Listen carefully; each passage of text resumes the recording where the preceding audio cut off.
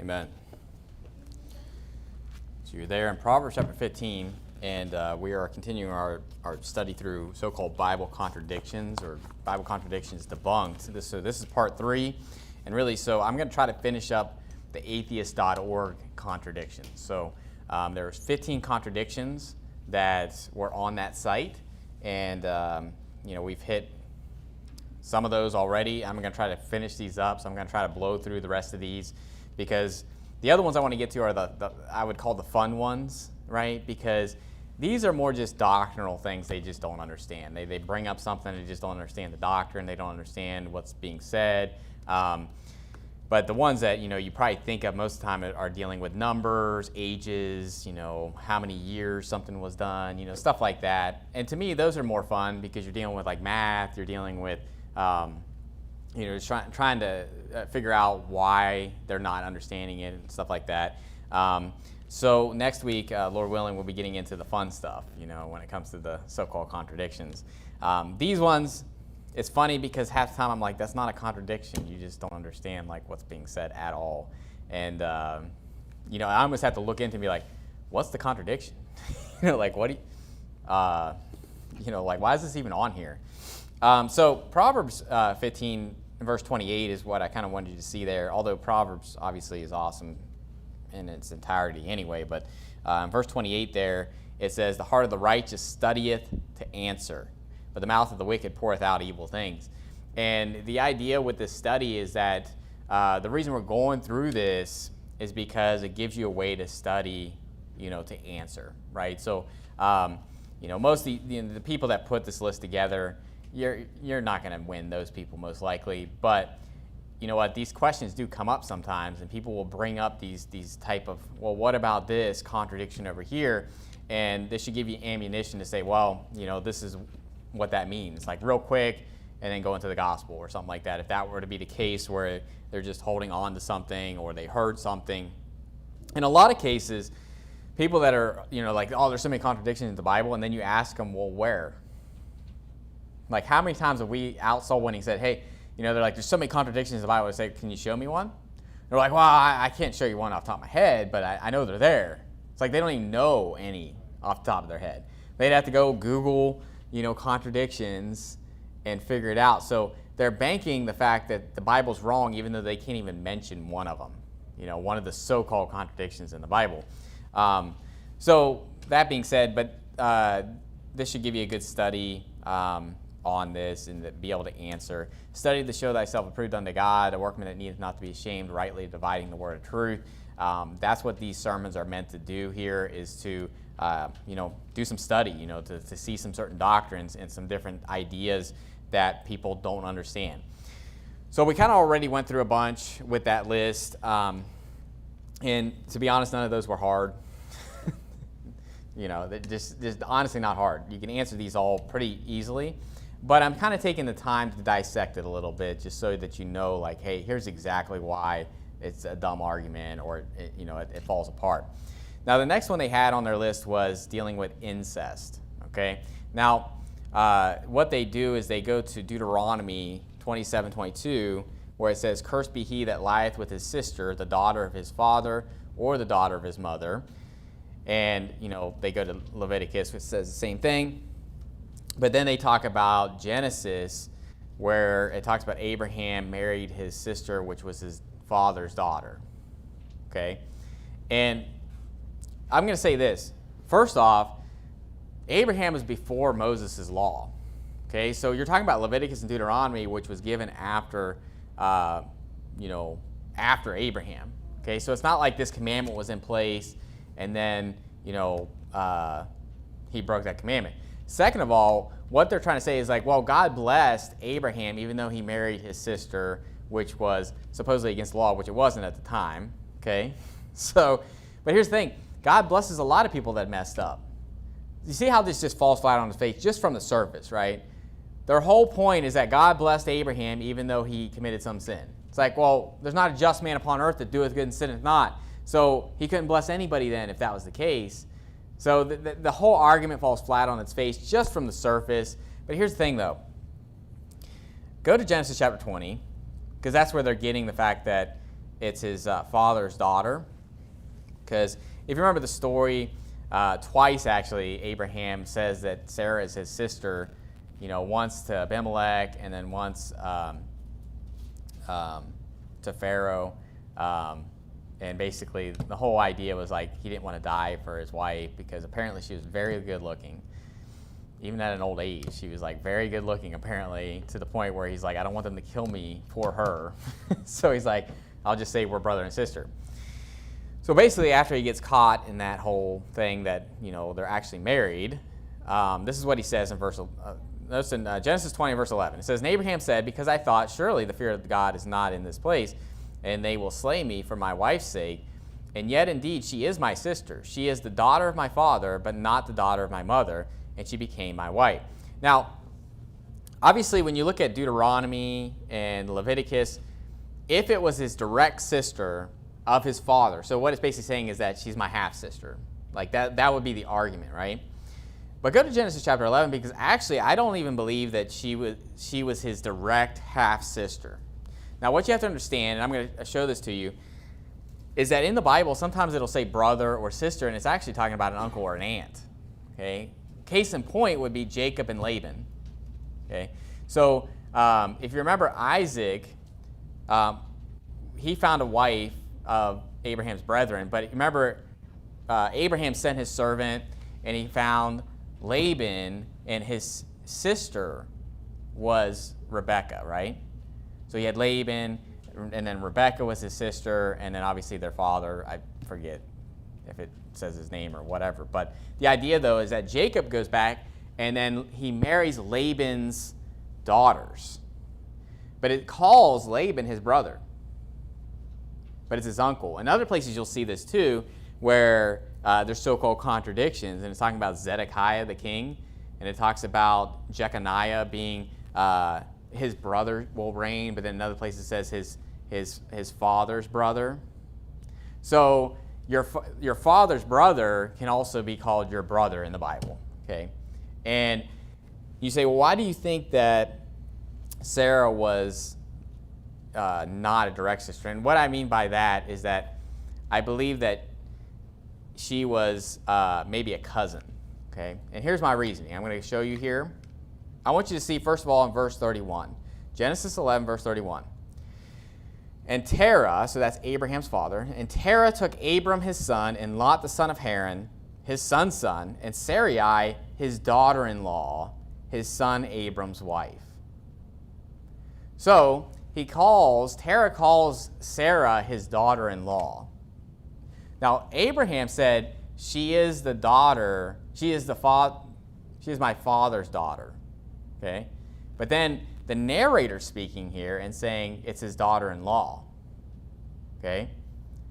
Now, I don't think Abraham's lying, but here's the thing. That's what Abraham said. That's not the narrator. So Abraham could just be lying. Okay? I don't think he's lying. Here's what I think is going on here. Notice what it says here. Go to verse 24. And you don't really need to know any of this for this to not be a contradiction. Okay? I'm just making a point that I don't even think he married his half-sister. I think it was a cousin, okay, that was very closely related, probably a first cousin.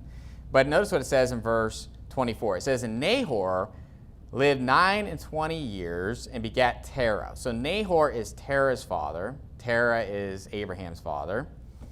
Nahor lived after he begat Terah 119 years and begat sons and daughters. Notice that. So Nahor begat sons and daughters after he begat Terah. Does that make sense? So he begat Terah, then he had sons and daughters. So he had not just sons, but also daughters. Verse 26, and Terah lived 70 years and begat Abram, Nahor, and Haran. Now these are the generations of Terah. Terah begat Abram, Nahor, and Haran. And Haran begat Lot. And Haran died before his father Terah in the land of his nativity in Ur of the Chaldees.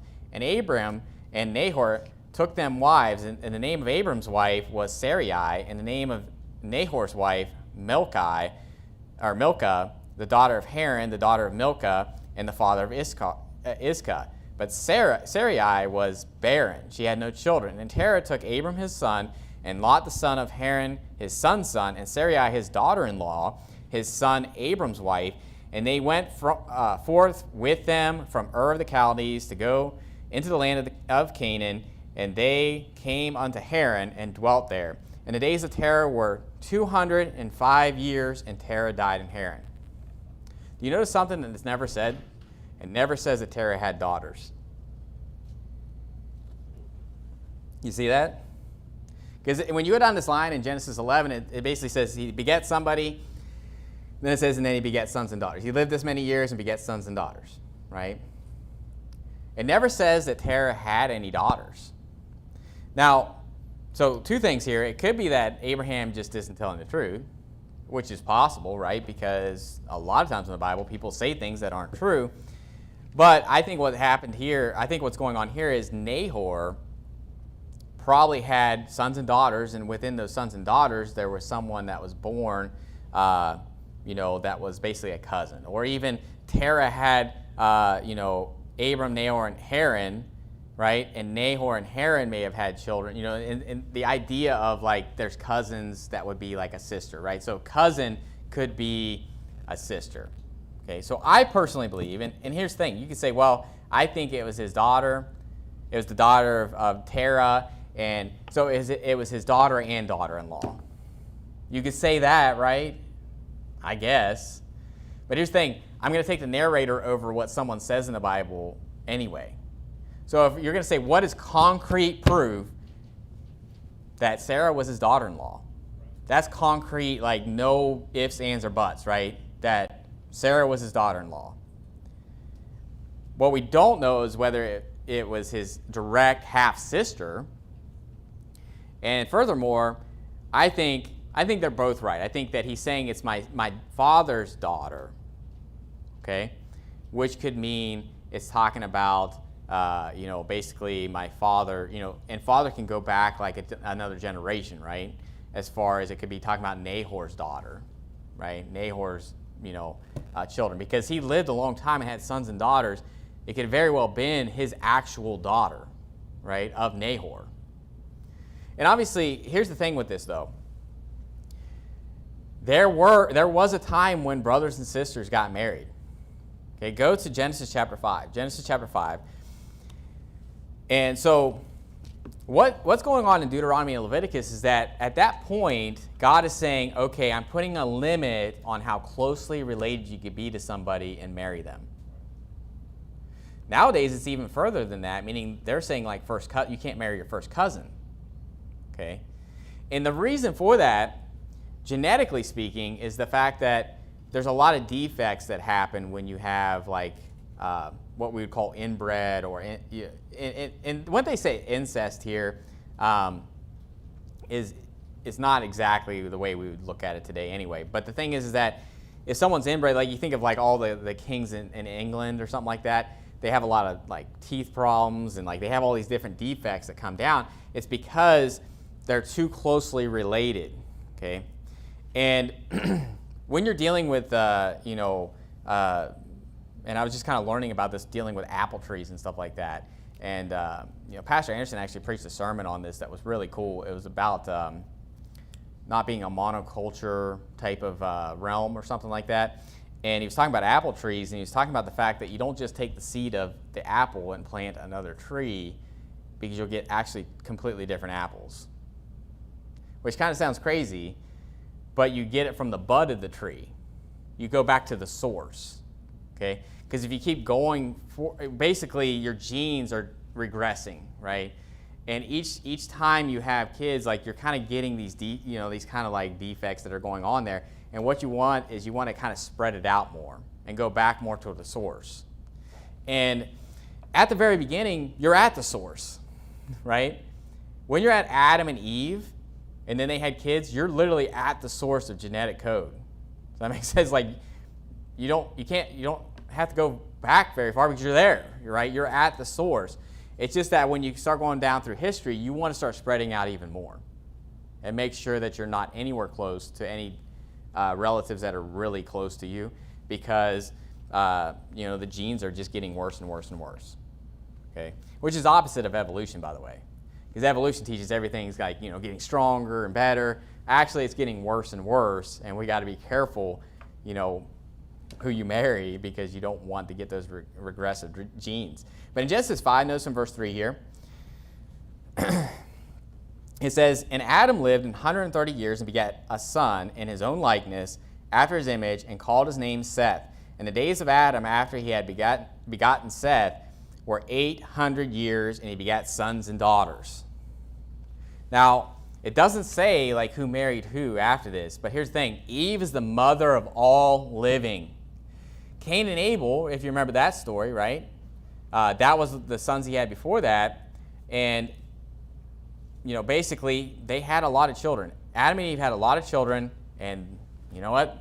Those children married each other. And back then, it wasn't, harmful to do. But as time went on, once we got to Moses and the Levitical law and Deuteronomy, that's where God was saying, you need to spread this out more, right? Even to the point where you're not marrying a half-sister or a half-brother. And now we're even down to where we're like, don't marry cousins, okay? Direct, first cousins. Even in, a lot of states, I think in West Virginia, it's, illegal to marry a first cousin or something like that. And I remember saying this. Because, we get a bad rap here in West Virginia about, inbred and all this other stuff. And I remember saying, we have a law against that. And someone said, yeah, that's because you needed a law. I'm like, touche, we didn't need a law, they're like, so he's got a good point. So, you always see these laws and you're like, there had to have been someone to do this, right? For this law to be in, don't beat your wife, in this plot at this time or something like that. It's like they obviously had to have some reason to make that law.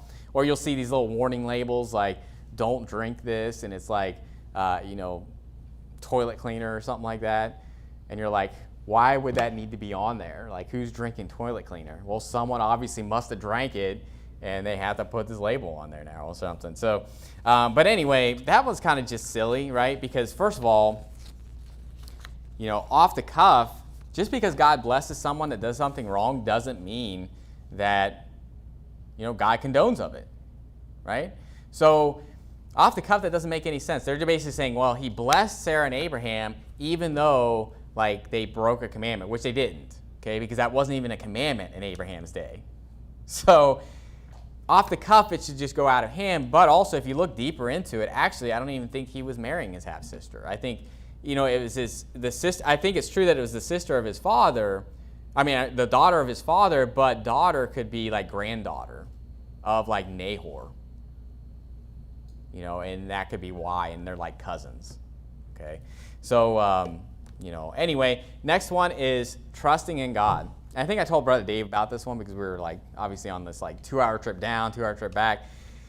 And I told him about this one, and he's just like, what's the problem? You're reading this, and you're just like, what in the world? Why?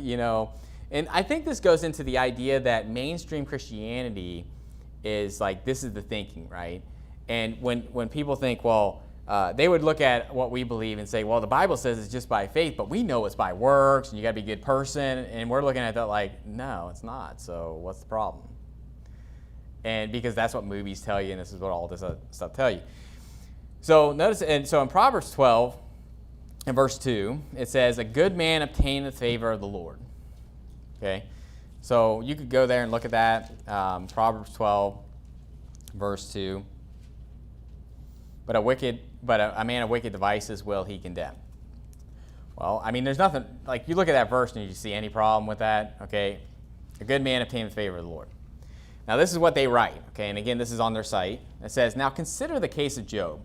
After commissioning Satan to ruin Job financially and to slaughter his shepherds and children to win a petty bet with Satan, God asked Satan, hast thou considered my servant Job, that there is none like him in the earth, a perfect and an upright man, one that feareth God and escheweth evil, and still he holdeth fast his integrity, although thou movest me against him to destroy him without cause.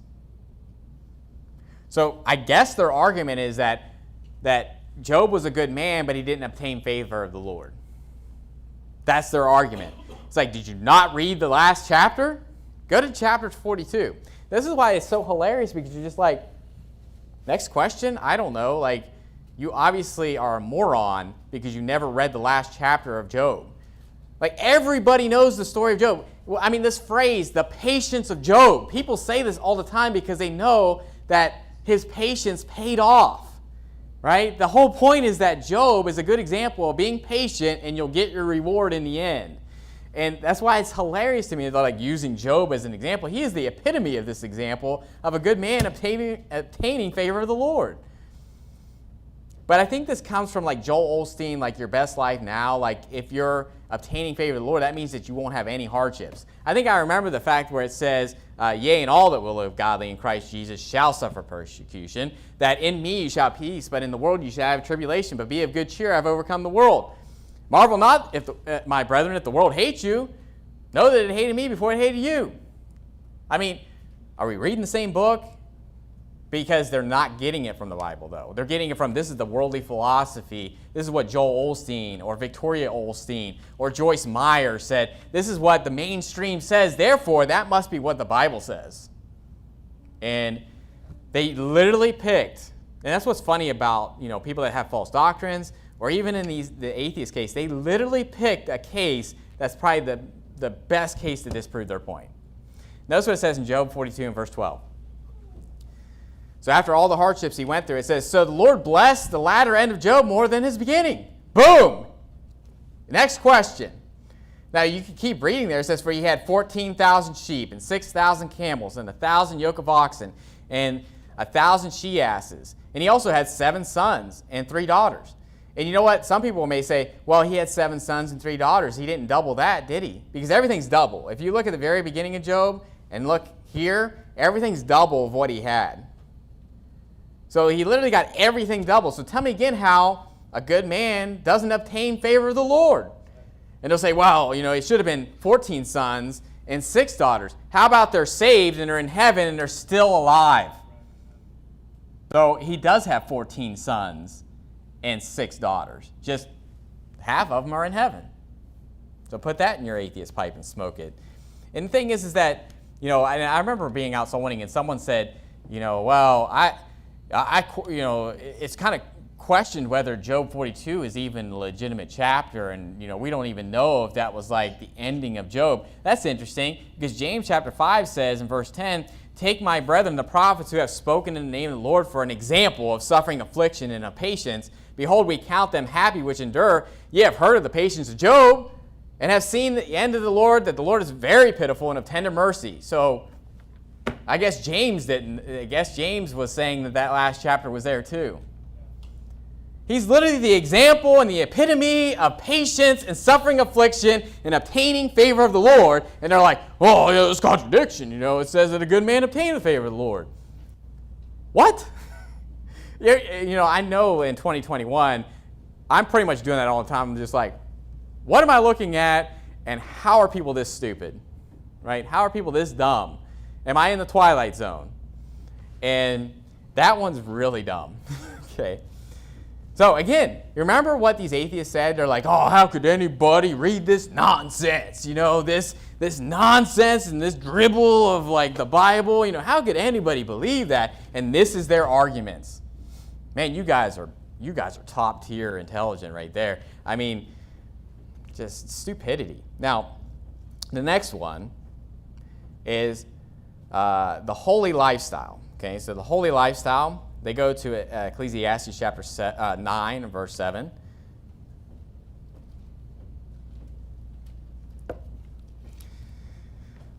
Ecclesiastes chapter 9 verse 7. But I'm going to read a little more, because what they lack a lot of times is context. And what you have to understand is Ecclesiastes, people, I mean, have you noticed that they've gone to Ecclesiastes a little bit here? Because Ecclesiastes is one of those misquoted books and things that are ripped out of context all the time. And you got to understand that Ecclesiastes, you got to take it as a whole. He's saying from the very beginning of the book that he went to go see folly and vanity and, you know, what's done under the sun. And then at the end of the book, he's stating this is the whole duty of man, to fear God and keep his commandments.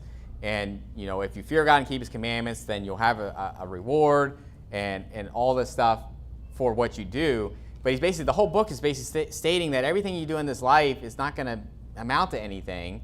It's all going to be to someone that it's going to be given to someone after you and all this.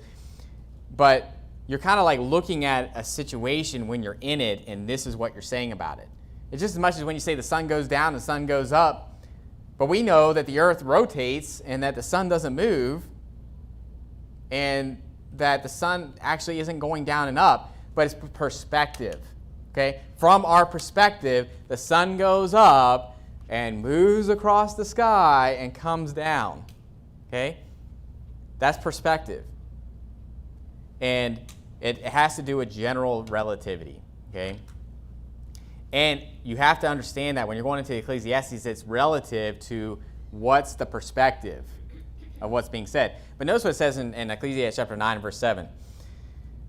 It says, "Go thy way, eat thy bread with joy, and drink thy wine with a merry heart. For God now accepteth thy works." So their argument is, well, it's saying to eat thy bread, drink thy wine, and be a merry heart. And then in 1 Corinthians chapter 7, verse 3, it says, "They that rejoice as though they rejoice not." And it's like, that's not even a coherent thought, right? You're putting this like in ellipses, like where they put the 3 dots and 3 dots. That's not a coherent thought, okay? If I said to you, "They that rejoice as though they rejoice not," you'd be like, what? The whole point he's stating here is he's talking about being married or being single, and he's basically stating the time is coming when those that rejoice are as those that rejoice not, right? It's not saying like right now. It's just saying the time's coming when that's not going to matter, okay? So on the surface, their whole context is gone with what's being said in 1 Corinthians chapter 7. But look at context in Ecclesiastes 9:7 when we're talking about drinking wine, being in a merry heart. "For God now accepteth thy works. Let thy garments be always white, and let thy head lack no ointment. Live joyfully with the wife whom thou lovest all the days of the life of thy vanity." You know what the funny part about Ecclesiastes is that you think he's going one way and then he zigs another way. Okay? He's like zigzagging. I'll give you an example of this, but let's just keep reading here. "Which he hath given thee under the sun all the days of thy vanity. For that is thy portion in this life, and in thy labor which thou takest under the sun." Right? Does it sound like he's just telling you like this is the best thing that you could be doing right here? He's talking about vanity. Vanity. Who thinks vanity is awesome? Who thinks vanity is a good thing that you should be pursuing after, right? But I'll give you an example of how Ecclesiastes does this. Go to Ecclesiastes chapter 11. I love this because every time I read it, I'm like, man, you got me again. Like you're just reading it, and it seems like he's going one way with what he's saying. Notice what it says in verse 9. And this is why you got to get context. And if you were just to read, a portion of this, you would get the wrong idea. Verse 9, "Rejoice, O young man, in thy youth, and let thy heart cheer thee in the days of thy youth, and walk in the ways of thine heart, and in the sight of thine eyes." Now, if you just put that and put it in an ellipsis and said, see, it's saying you just need to, follow your youth, do all these things, rejoice in that. Now, let's keep reading there. "But know thou that for all these things God will bring thee into judgment." Do you see what God's doing there? He's basically saying, yeah, rejoice in this. Rejoice in your youth. But then it goes on to say that, youth is vanity. And that you need to serve God in your youth. Okay? And not just, live it up in your youth. Okay? But how about this? What they're basically trying to say is that in one place it's saying be merry, and another place it's saying not. Now, that's not even what it says in 1 Corinthians 7. Okay? Right? But I'll help you, atheist. Let me help you a little bit. There's a verse in 1 Corinthians chapter 15 talking about, "Let us eat and drink and be merry, for tomorrow we die." Okay, here's a verse where it's saying, eat, drink, and be merry, for tomorrow we die. But that's if in this life we only have hope. But if in this life we only have hope, we are of all men most miserable because we're suffering persecution, tribulations, all these different things. We might as well eat, drink, and be merry if there's no resurrection. But here's the thing. Go to Ecclesiastes chapter 3. Ecclesiastes chapter 3 and verse 1. Ecclesiastes chapter 3 and verse 1, it says, "To everything there is a season and a time to every purpose under the heaven."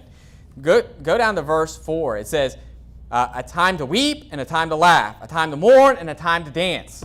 Listen, there's a time to rejoice and there's a time not to rejoice.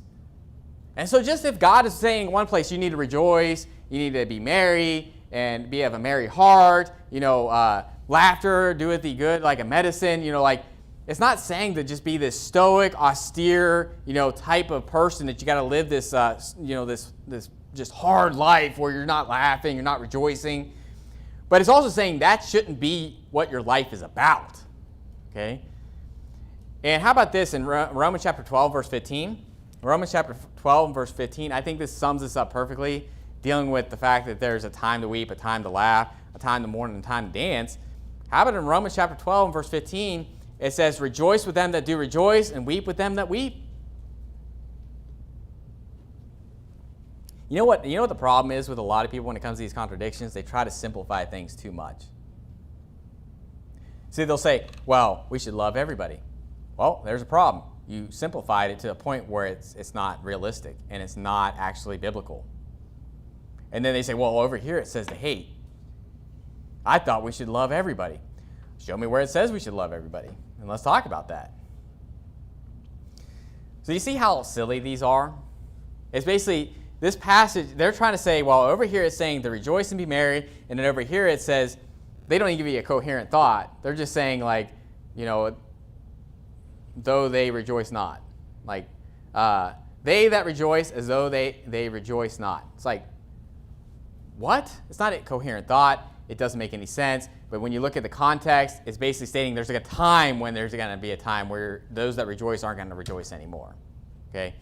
And anyway, there's a time for every purpose. So yeah, there's a time to be merry, and there's a time not to be merry. There's a time to weep, and there's a time not to weep.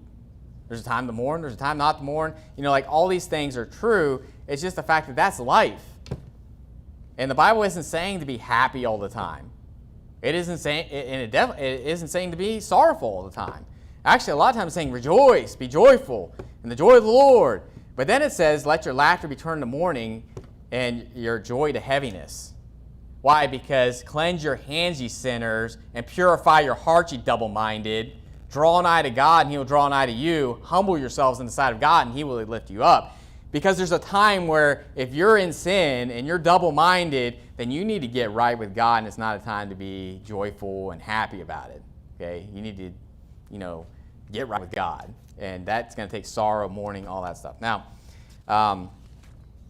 see how silly these are? Right? We're getting to really just silliness, okay? Now, this one, I'm kind of glad they brought up because this is one that's brought up a lot, I think. Those other ones, I don't really hear that. I think they just kind of poke at the Bible. Oh, it teaches incest, even though there's literally commandments against it. It's like it's not teaching incest, okay? If someone does that, like if you think of Lot and his daughters, do you think God condoned that? Actually, Moab and the Moabites and Ammonites weren't exactly blessed by God, okay? Just to put that on the shelf there. So just because that happens, like incest happened in the Bible, doesn't mean that God condoned it. And it doesn't make Lot some reprobate either. It's just the fact that, obviously that was wicked, what happened, and he wasn't even aware of it, all that stuff. But the Bible just records things that happen. Listen, does incest happen today?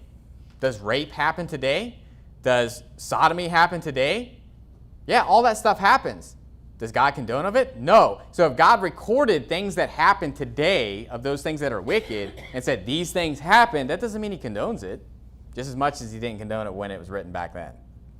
Now, go to Exodus chapter 20. Exodus chapter 20. Now this one's they say punishing crime, which is funny because their whole tags are just off, right? But it's talking about, in one place it says that the son's going to bear the iniquity of the father. And another place it says the son's not going to bear the iniquity of his father. So they'll give like Ezekiel 18, where it says the son shall not bear the iniquity of the father. No context. Let's not look at that any further. And then it'll go to Exodus 20 and says, the Lord thy God, I, the Lord thy God, am a jealous God, visiting the iniquity of the fathers upon the children unto the third and fourth generation. And It basically says, this is their explanation. It says, Exodus 20 is talking about the visiting. Actually, there is no explanation. They just put those two verses together. Okay. Well, let's look at context. Exodus 20 is talking about the second commandment, verse 4. So Exodus 20 and verse 4.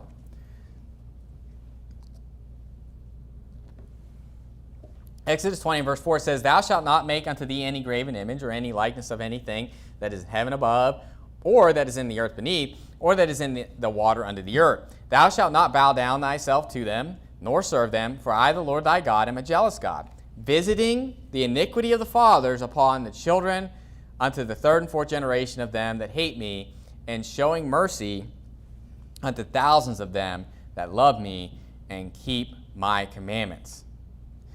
Now, the interesting thing about this is that, first of all, you can look at this and say, well, it's not saying that the children didn't hate him, right? Because you could say, well, he's visiting the iniquity of the fathers on the children of the third and fourth generation of them that hate me, right? And it's the generations of children that hate him after that.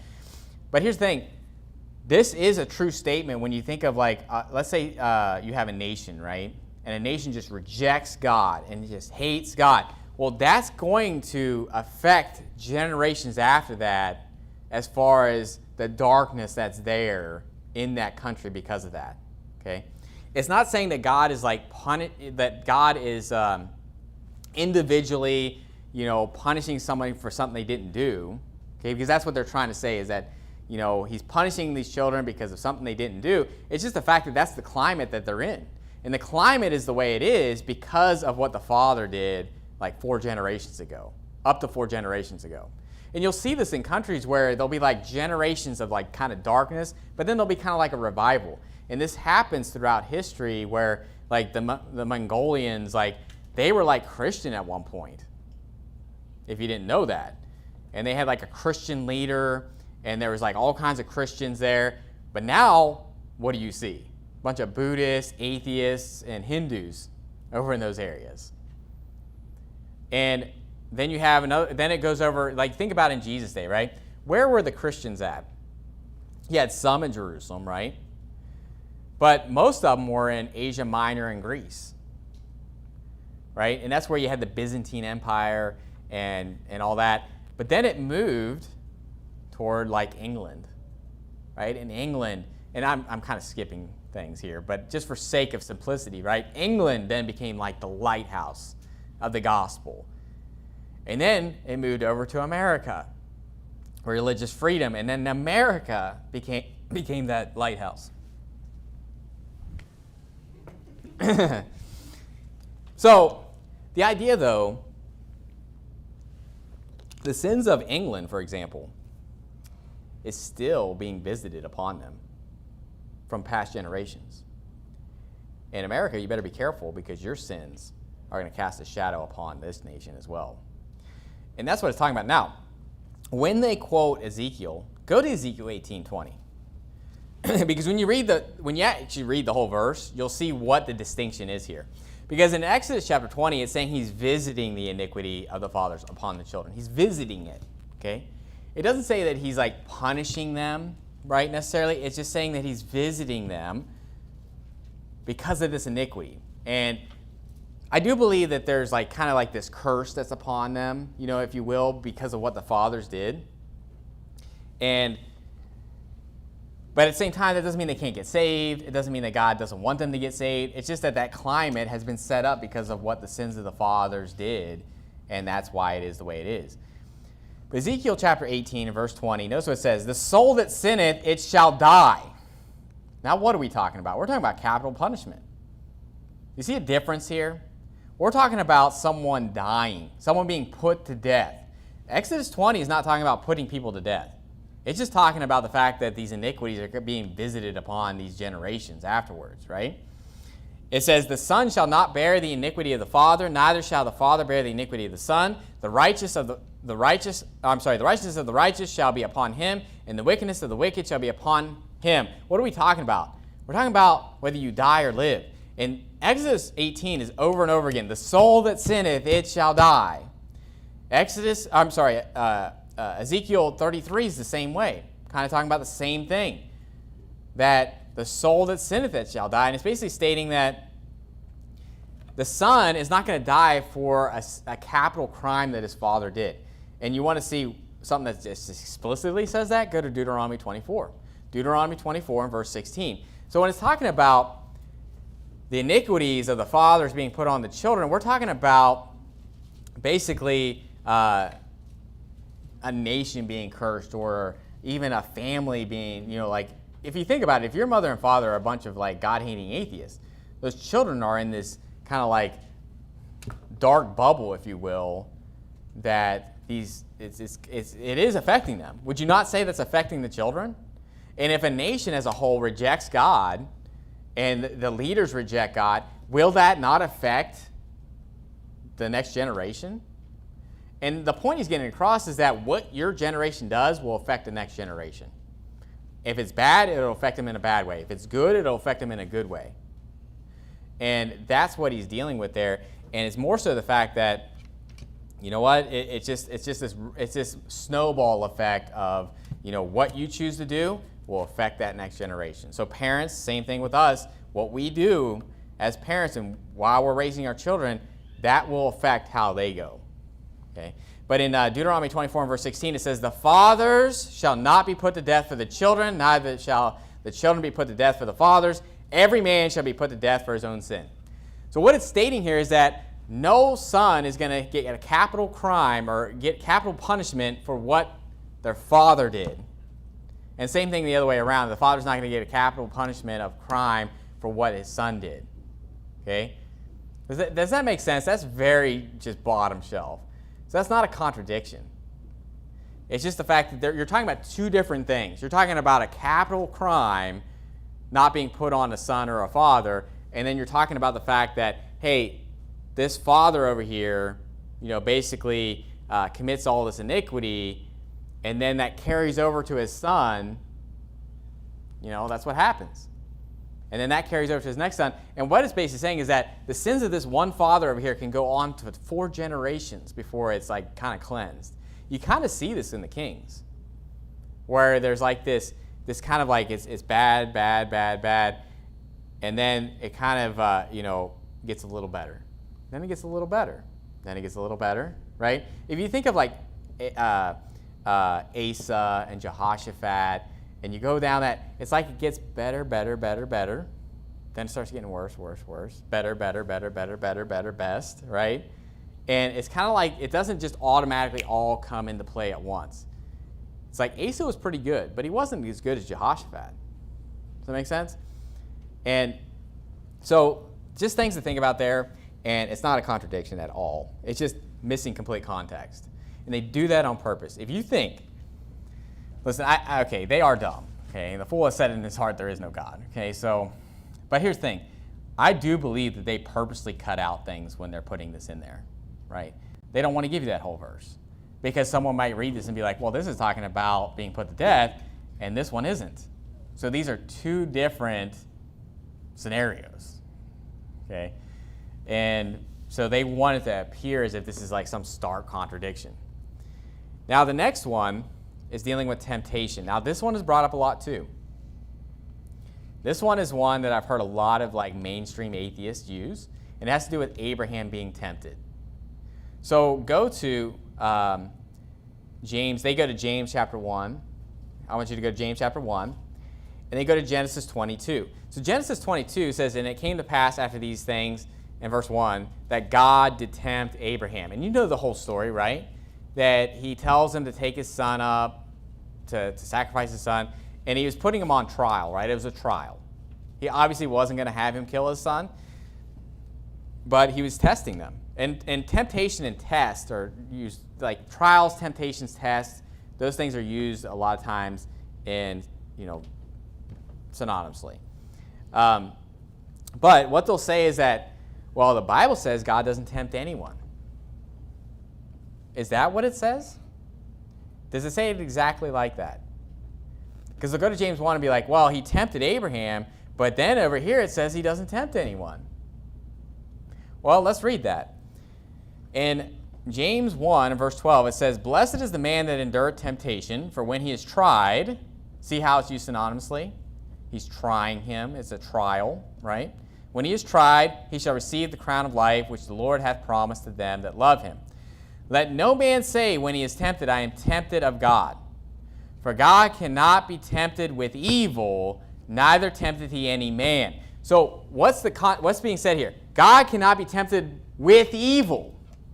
So when it says he tempted no man, it means with evil, okay? It's not saying that God doesn't tempt anybody. It's stating that God cannot be tempted with evil, but he also doesn't tempt anybody with evil. Like, it goes back to that with evil, okay? Is that you're basically giving the one side that God doesn't tempt someone with evil, and same thing with man. Or he can't be tempted with evil, and he also isn't tempting anybody else with evil. And notice that, what is it talking about here when it's talking about temptation? Is it talking about God tempting them? Because notice what it says in verse 14. But every man is tempted when he is drawn away of his own lust and enticed. And when lust hath conceived, it bringeth forth sin, and sin, when it is finished, bringeth forth death. So it's talking about being tempted with lust. Like, your own lust is what causes you to be tempted to do these things, and God doesn't use your lust to tempt you. The context here is talking about being tempted with lust, and then lust causes sin, and sin causes death. And God doesn't tempt people with, like, lustful, sinful things. Okay? That's what the devil does, okay? And so you got to get context. So every time they do that, they're missing the part that God cannot be tempted with evil. Because they'll use this same logic, or they use the same passage and say, well, this place says that they tempted God, right? Because you'll find another verse where it says they, like the children of Israel tempted God, or, tempt not the Lord thy God. Thou shalt not tempt the Lord thy God, right? That's like something that's said in the Bible. It's like, well, I thought he can't be tempted with evil, okay? And here's the thing. Jesus was tempted in the wilderness. And they'll say, well, that's why he's not God, because God cannot be tempted. Here's the thing, though. You can tempt somebody and not be tempted. Does that make sense? Right? You could be like, let's say you were tempting me with mayonnaise, because that seems to be the popular thing that everybody loves to talk about right now, mayonnaise. Let's say you're just like, hey, Pastor, I got some mayonnaise right here. I got a whole bottle. Whether you want Miracle Whip or just mayo, I got it, okay? And you're just tempting and waving this thing. Listen, I'm not tempted at all. Like, actually, I want to go throw up thinking about it right now. Like, no temptation, right? So, do you understand that? Like, basically, Satan tempted Jesus, but he can't be tempted, meaning, like, he's not tempted by that. Okay? It's not like it was like, oh, I almost sinned, You almost got me, devil, No, he can't be tempted, okay, because he's God. But that doesn't mean people can't try to tempt you. And you could try to tempt me with mayonnaise. You could try to tempt me with beans. But listen, I'm not going to be tempted with that. Be like, I'm on a diet, I can't have any beans. You're like, you want some beans? I made some baked beans for you. I'd be like, no contest. Do that all day long. Actually, you'll make me diet better. I'll probably throw up and lose some weight. Anyway, so for all those that like beans out there, I'm not against you, but I am just not a bean eater. Anyway, you get the point, though, okay? You can be tempted. Like, someone can tempt you and be trying to tempt you and not actually be tempted to do it, okay? And that's where you get into where they're saying, well, Jesus isn't God because he was tempted of the devil. It just says the devil tempted him. That doesn't mean he actually was tempted of the devil, okay? So I hope that makes sense. And, in 1 Peter chapter 1 and verse 6, it says, wherein ye greatly rejoice, though now for a season, if need be, ye are in heaviness through manifold temptations, that the trial of your faith, being much more precious than of gold that perisheth, that it may be tried with fire, might be found unto praise and honor and glory at the appearing of Jesus Christ. And so there's trials that are going through. Now, there could be trials where basically like Satan or the world is trying to put you through trials and temptations of lust and all this different stuff. Or you could be dealing with trials that God puts you through. Think of Job, right? Job went through trials that wasn't dealing with lust. It was dealing with God put him through a trial. And Abraham, he put Abraham through a trial. Okay? And that wasn't dealing with lust. Okay? James 1 is talking about lust. It's not talking about like God putting you through a trial. It's talking about like you're dealing with this lust and temptations of the flesh. There's no temptation taking you, but such as is common to man. That's what we're talking about in James 1. And they try to put these two together and say, well, when God puts you through a trial, that's the same as you being put through trial of the flesh, right, of sin and lust. You see how you can't just put those two together? Just because it has the same word in there doesn't mean they're talking about the same thing. So that one falls flat on its face. Family relations. Okay, I didn't name these. This is what they said. Go to Luke chapter 14 verse 26. I've actually answered this verse before. I've also heard mainstream atheists use this argument too. You know, obviously the Bible says, honor thy father and thy mother. We're supposed to love our parents. We're supposed to honor our parents. There's big consequences for not loving your parents and all that. But in Luke chapter 14, verse 26, notice what it says. It says, if any man come to me and hate not his father and mother and wife and children and brethren and sisters, yea, and his own life also, he cannot be my disciple. So what is this talking about? We'll go to Matthew chapter 10. Matthew chapter 10, because there's a very similar passage that's said here. So we're supposed to hate our wives. We're supposed to hate our children. Again, you have to understand that you can't oversimplify everything and say everybody gets the same treatment.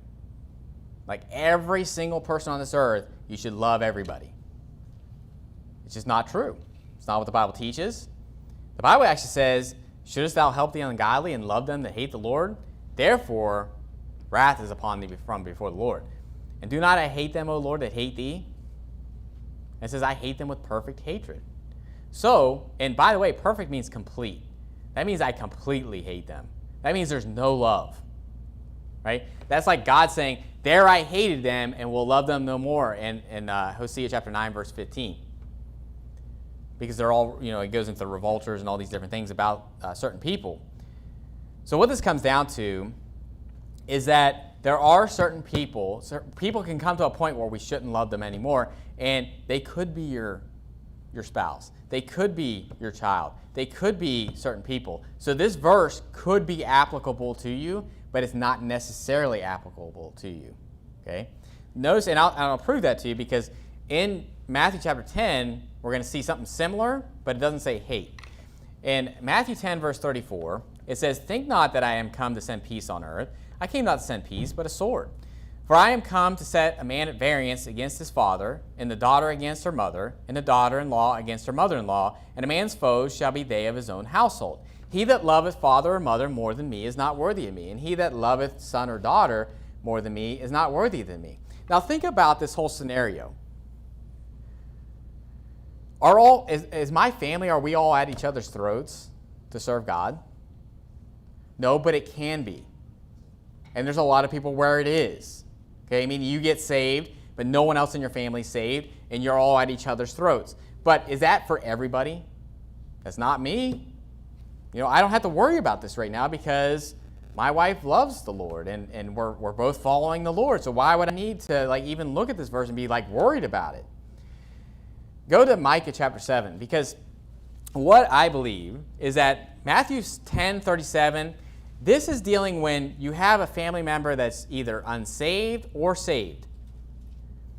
Luke 14 is dealing with if you have a family member that is a reprobate. If you have a family member that's a hater of God. Okay? So know that there's a difference between someone that's saved, someone that's just unsaved, like a child of disobedience, a child of wrath. So you have a child of God, right? Saved person. Child of disobedience, child of wrath is just someone that's unsaved that needs to get saved. If they don't get saved, they're going to go to hell. And then you have a child of Belial. You have a child of the devil. And if you have a spouse or a child or whatever the case may be, that's a child of the devil. The Bible says if you don't hate that person, then you can't be my disciple. Does it say if you don't hate that person, you can't be saved? Is that what it says? Because another thing they don't understand is that there's a difference between being a child of God and being a disciple. Okay? Being a disciple is if you love me, keep my commandments, you'll be my friends. And if you pick up your cross daily, you'll be my disciple. If you love me more than your family, if you hate even certain people in your family, if it calls for it, then you could be my disciple if you do that. But if you don't do that, you're not my disciple. But nowhere does it say if you don't love father or mother more than me, you cannot be saved. It doesn't say that. And it also doesn't say that even if you don't hate them, you cannot be saved. Look at Micah chapter 7, because Matthew chapter 10 is quoting Micah 7, okay, where it says, a man's foes shall be they of his own household. That comes back to Micah 7, okay? So let's see what Micah 7 is talking about. It says in Micah 7, verse 3, it says, that they may do evil with both hands earnestly. The prince asketh, and the judge asketh for a reward, and the great man, he uttereth his mischievous desire, so they wrap it up. The best of them is as a briar, and the most upright is sharper than a thorn edge. Okay, so when you see thorns and briars, your ears should perk up, because I'm going to show you what that means. He's not talking about, he's likening these people into thorns and briars. It says, the day of thy watchman and thy visitation cometh, now shall be their perplexity. Trust ye not in a friend. Put ye no confidence in a guide. Keep the doors of thy mouth from her that lieth in thy bosom. Do you notice something that's being said? Is don't trust in them. Don't put trust, don't, basically, and even the her that lieth in thy bosom. Who do you think he's talking about? He's talking about your wife, right? It says, for the son dishonoreth the father, and the father rises up against her mother, the daughter-in-law against her mother-in-law. A man's enemies are the men of his own house. So you're dealing with people that are likened unto thorns and briars, and it says these enemies are the enemies are those that are in your own house. And that's what Jesus is saying. He's like, father against son, mother against daughter. He's basically saying these are family members that would be against you. But ultimately, in Micah, it's talking about children of the devil. Notice what it says in 2 Samuel chapter 23 and verse 6. 2 Samuel chapter 23 and verse 6. 2 Samuel chapter 23 and verse 6. And I'm going to try to blow through this because I want to get through these atheist ones. It says in 2 Samuel 23 and verse 6, it says, but the sons of Belial shall be all of them as thorns thrust away. Now you can read the rest of that, and it's just saying the same thing. The end is to be burned. That which beareth thorns and briars, it says in Hebrews chapter 6, is to be, their end is to be burned, okay? Is rejected, and nigh unto cursing, their end is to be burned, right? And so we're talking about, in Luke chapter 14, what is basically stating here is that if you had a family member that was a thorn or briar or a child of Belial, and you are not willing to hate that family member, you can't be his disciple. Why? Because shouldest thou help the ungodly and love them that hate the Lord? Therefore is wrath upon thee from before the Lord. So how are you going to be Jesus' disciple if wrath is upon thee for loving them that hate the Lord? Does that make sense? And it's stating that even if it's a family member. So it's funny to me when people are like, the New Testament never talks about hating anybody. It says talking about hating your wife and hating your child. Okay? But it's not stating that, listen, I don't need to worry about this right now, right? Because all my children none of my children are reprobate. None of my children hate the Lord. So why would I need to does that make sense? And if my family's not against me, do I need to make a choice that, listen, I'm going to love God more than you? Do I need to make that choice? Why would I need to make that choice? Does that make sense? So neither one of these verses even apply to me right now. But listen, if my wife were to say, listen, I don't want to do this, I don't want to do that, I need to love God more than her. And I need to make that choice and that distinction that, listen, I'm going to follow God, and you know what? I'm going to please God over you. Same thing, children, if when it comes to, your parents or your parents with your children, you need to serve God over men. We have to obey God rather than men, and we have to love God more than anybody on this earth. And if they're against you and coming after you and at variance with you, you need to love God more than them, even a close family member. And Luke 14 is hitting on a specific group that if you have a family member that hates God, and listen, I bet every single person here has an extended family member at least that hates the Lord. Now, most people that would be saved, you know what they're going to do? Be like, oh, I love you. You know, I want to reconcile with you. Is that what the Bible teaches, though? And you know what? That's a strong statement that Jesus makes. I personally love that it's in there. Because, you know, you have Psalm 139 and you have 2 Chronicles 19:2 where it talks about we're not supposed to love those that hate the Lord. But Luke 14 is in there. Okay? And Luke 14 is putting that on the... I don't believe that hate there means love less. And I've heard people say that. They'll say, well, that's just reiterating what Matthew 10 says. And it just means that you love them less. You know, like you hate them, meaning like you just don't love them as much. No, I believe hate means hate. Okay? I believe a poor means a poor. And in that case, I believe it means hate, but it's talking about if you were to have like a Nabal situation, right? Abigail and Nabal. That Abigail was not to love her husband in that case because he was a child of Belial. And you know what? That's just what I believe the Bible teaches on that. Now, resurrection of the dead, go to Job chapter 7. Job chapter 7. So there's two more, and I want to just kind of quickly go through these. The last one's just kind of, I don't want to say laughable because there's a lot of people that get confused on it. But resurrection of the dead, basically what they're stating here is that in Job 7 and verse 9 it says, he that goeth down to the grave shall come up no more. And then it'll say in John 5:28 that, you know, that they which are in the grave shall hear his voice and shall come forth. So it's basically stating that the Bible says there's going to be a resurrection. In Job 7 it's saying, you know, they that go down to the grave shall come up no more. Well, let's look at context. This will answer this very easily. By the way, I don't want to read this for sake of time because we're running out of time, but in Job 19 he talks about the resurrection. Okay, Job 19, he's saying that though after my skin worms destroy this body, yet in my flesh shall I see God. So he's clearly saying, my Redeemer liveth, you know, I'm going to see him, I'm going to be resurrected. So it's not like Job didn't believe in the resurrection. But look at context. Job 7, verse 7. So they went to Job 7:9 and just kind of clipped this little portion here. It says, remember that my life is wind. We're talking about this life, his life there. Mine eye shall no more see good. The eye of him that hath seen me shall see me no more. Thine eyes are upon me, and I am not. As the cloud is consumed and vanisheth away, so he that goeth down to the grave shall come up no more. He shall return no more to his house, neither shall his place know him any more. Now, is Job going to return to his house when he raises from the dead later on?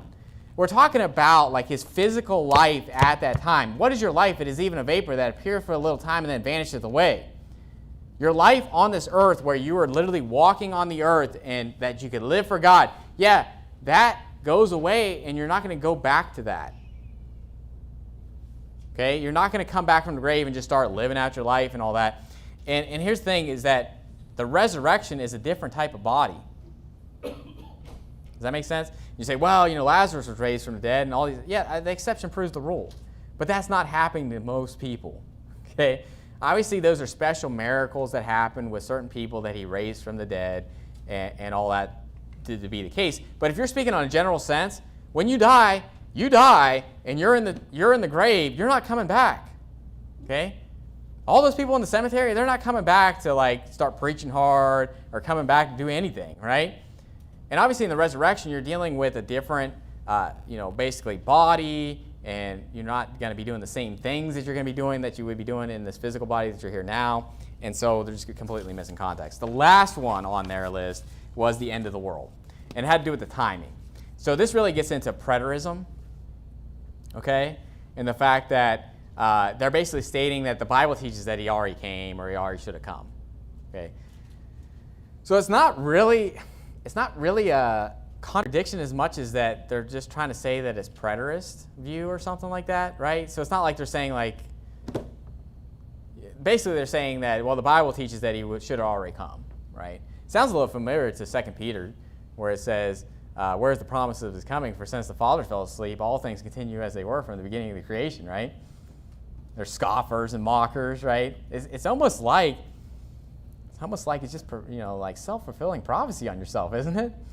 Now, what they'll use is Matthew 16:28. Go to Matthew 17. But Matthew 16:28, it says, "Verily I say unto you, there shall be some standing here which shall not taste of death till they see the Son of Man coming in his kingdom." So I've seen this many times, and preterists like to use this. Preterist just means someone that believes that basically Jesus already came and all these things have already happened, right? It's about the past. It already happened in the past. And it's false doctrine. It's not true.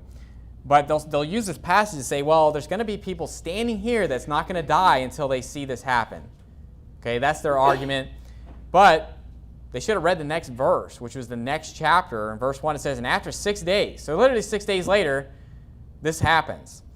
"Jesus taketh Peter, James, and John his brother, and bringeth them up into a high mountain apart, and was transfigured before them, and his face did shine as the sun, and his raiment was white as the light."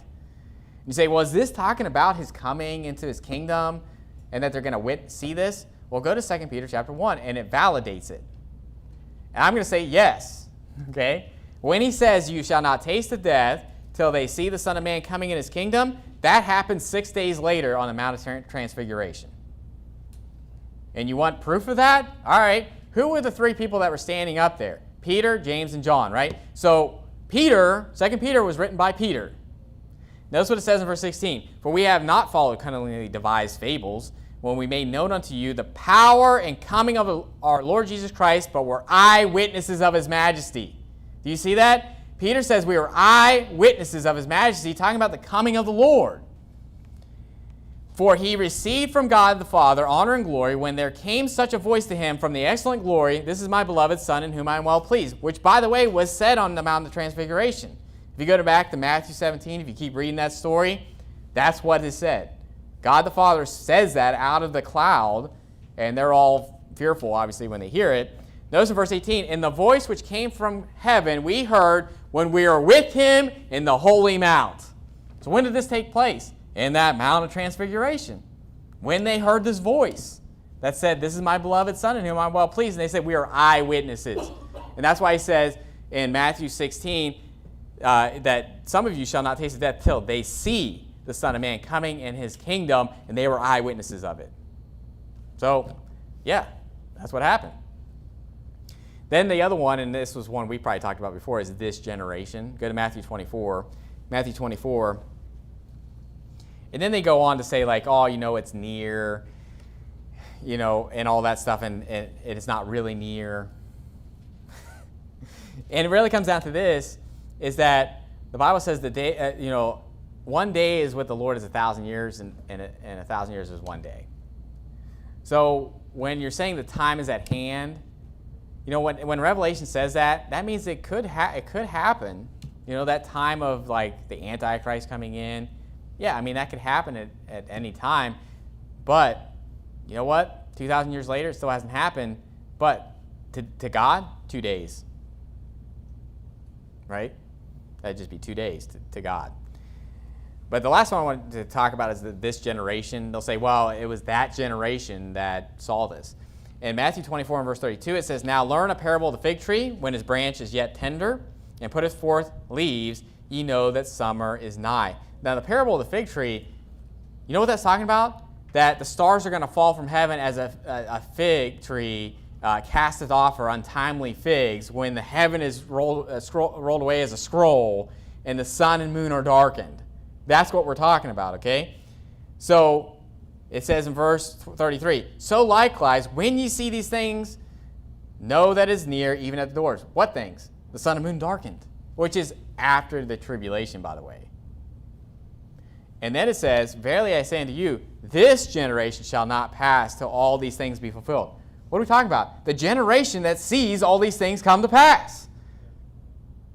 Right? If you're talking to somebody and say, "Hey, learn this parable, that when ye shall see all these things come to pass," what? The sun, moon darken, and the stars falling from heaven, which lines up with the fig tree parable, right? When you see these things come to pass, this generation is not going to pass. What generation? The one that sees these.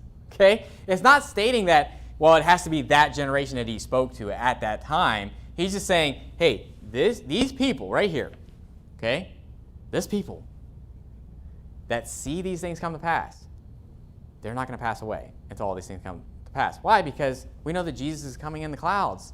Like, that's the next thing to happen. It's at the doors. At that moment. So you know when you can say that the day of the Lord is at hand? When you see the sun, moon, and darken, and the stars fall from heaven. When you see that, know this, that you're not going to die until you see him coming in the clouds. Okay? And so it's kind of funny because that's not really a contradiction. That's just them like having some weird preterist view or something like that on that. But that's the atheist.org. Obviously none of that panned out for them. But that's why they think the Bible is a joke, And they could come back and be like, wow, there's so many more. Then why didn't you put it on your site? Why didn't you put your biggest ones on the site? If I took out your biggest ones, guess what? The next ones are going to be a joke. All the rest will be easy because those were easy. So, you know what? That's the atheist one. But we'll get into the fun ones later. I think those were fun too, but we'll get into the numbers and the co-regency reigning and, different things like that I think will be fun to get into. And some of you are like, I don't want to do math. I don't want to think about numbers. But I think it'll be fun to go through those. So let's end with a word of prayer. Heavenly Father, we thank you for today. Thank you for your word. Thank you for a day that we can celebrate fathers, and just pray that you'd help us to be good fathers.